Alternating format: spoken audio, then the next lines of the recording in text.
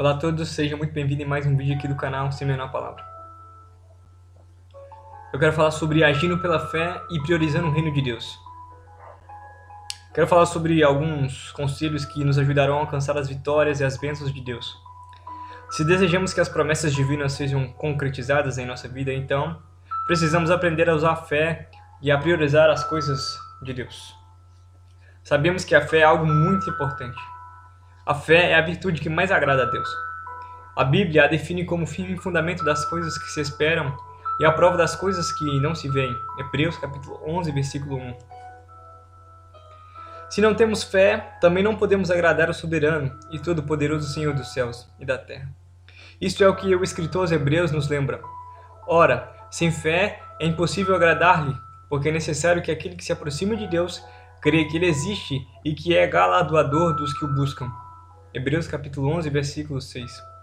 Refletindo no versículo acima, podemos concluir que não agradamos a Deus porque, entre tantas outras coisas, damos glórias a Deus de forma intensa durante os cultos na igreja, ou porque expressamos por meio de danças ou trejeitos corporais a alegria proveniente do Espírito Santo, ou porque falamos em línguas estranhas mais do que o nosso irmão. Nada disso é suficiente para medir o nosso nível de fé. O grande termômetro da fé são as obras.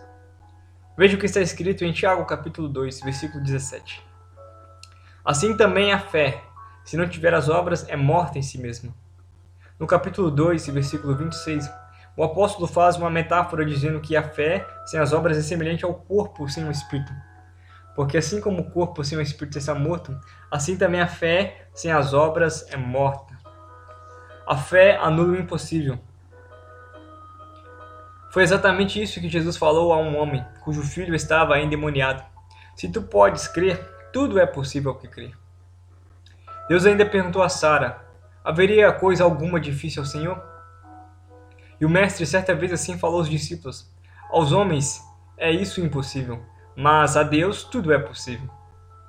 A fé vence aquilo que o diabo usa para nos derrotar, a cobiça da carne, a cobiça dos olhos e a soberba da vida. Entretanto, a fé atua como um escudo invisível, desviando os dardos inflamados lançados pelo diabo contra nós. Em 1 João capítulo 5, verso 4, lemos: essa é a vitória que vence o mundo, a nossa fé. A fé realiza sonhos. O cristão age pela fé porque sabe que Deus realiza sonhos. E nenhuma outra virtude desperta tanto a atenção de Deus do que a fé. O Evangelho de Mateus narra um fantástico diálogo de Jesus com uma mulher cananeia, cuja filha estava miseravelmente endemoniada. Ela clamava, Senhor, filho de Davi, tem misericórdia de mim, que minha filha está miseravelmente endemoniada. Jesus, no primeiro momento, pareceu não dar muita atenção à mulher. E respondeu, eu não fui enviado senão as ovelhas perdidas da casa de Israel. Não é bom pegar o pão dos filhos e deitá-lo aos cachorrinhos. Entretanto, a mulher replicou, sim, Senhor, mas também os cachorrinhos comem das migalhas que caem da mesa dos seus senhores. O mestre então elogiou sua fé e disse, ó mulher, grande é a tua fé, seja isso feito para contigo como tu desejas. Que lição magnífica podemos extrair da história dessa mulher cananeia? Aprendemos, nesse trecho bíblico, que a fé concretiza os nossos desejos que estão dentro da vontade de Deus. Abraão despertou a atenção de Deus. Lendo a história de Abraão, observamos como a atitude de fé despertou a atenção de Deus. Em Gênesis 22, 2, lemos Deus falando com Abraão assim, toma agora o teu filho, o teu único filho Isaque, a quem amas, e vai-te à terra de Moriá, e oferece ali em holocausto sobre uma das montanhas que eu te direi.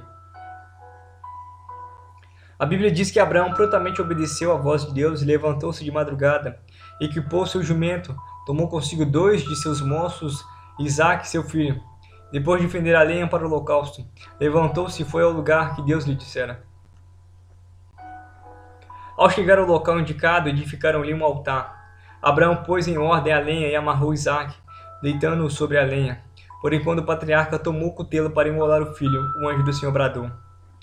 Não estendas a tua mão sobre o moço, e não lhes faça nada, porquanto agora sei que temes a Deus, e não me negastes o teu filho, o teu único filho. Essa atitude de fé rendeu a Abraão muitos elogios. E Deus abençoou-o com ricas e maravilhosas promessas, conforme relatam os versículos. Então o anjo do Senhor bradou a Abraão pela segunda vez desde os céus e disse: Por mim mesmo jurei, diz o Senhor, porquanto fizestes esta ação e não me negastes o teu filho, o teu único filho, que deveras te abençoareis, e grandissimamente multiplicarei a tua semente como as estrelas do céu e como a areia que está na praia do mar.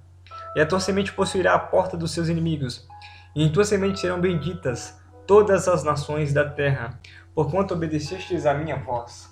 Gênesis capítulo 22, versos 15 ao 18. Os sonhos realizados de José. José é o primogênito que Raquel concebeu de Jacó.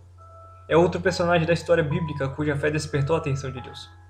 Ainda em sua juventude, os sonhos já revelavam que ele se tornaria uma pessoa de grande influência na sociedade de sua época. Certa vez ele disse: Ouve, peço-vos este sonho que tenho sonhado. Eis que estávamos atando molhos no meio do campo, e eis que o meu molho se levantava e também ficava em pé. E eis que os vossos molhos o rodeavam e se inclinavam ao meu molho. Anos depois, Deus tornou em realidade esses sonhos de José, quando Faraó elevou a condição de governador do Egito. E tudo porque, mesmo habitando longe da família e de sua terra natal, ele continuou agindo pela fé, sendo um servo obediente a Deus. Leia o que aconteceu a um varão leso dos pés, coxo, desde o seu nascimento, o qual nunca tinha andado. Este ouviu falar Paulo, que fixando nele os olhos e vendo que tinha fé para ser curado, disse em voz alta: Levanta-te direito sobre os teus pés. Ele saltou e andou. Atos capítulo 14, versos 9 e 10. Deus realizou o desejo do homem mencionado nos versículos acima, curando-o de uma deficiência física que o impedia de andar desde o seu nascimento. O que queremos dizer ao citar esses trechos bíblicos é que se nós tão somente cremos, Deus também realizará os nossos desejos, que estão dentro de sua vontade, pois Ele é o mesmo eternamente. A fé sustenta a vida.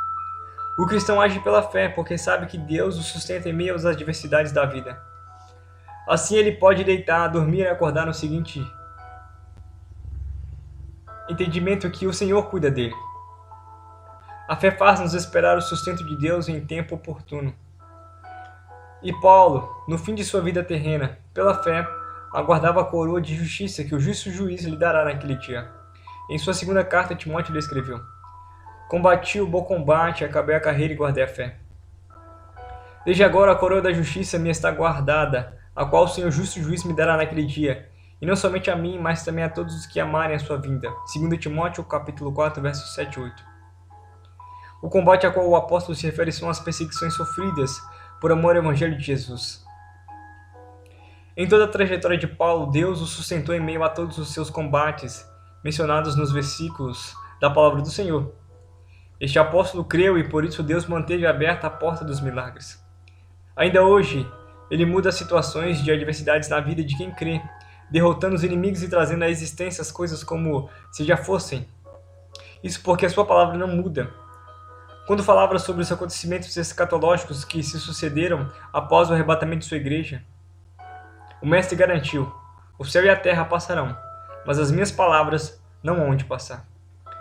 Sendo assim, creia nessa palavra fiel e verdadeira.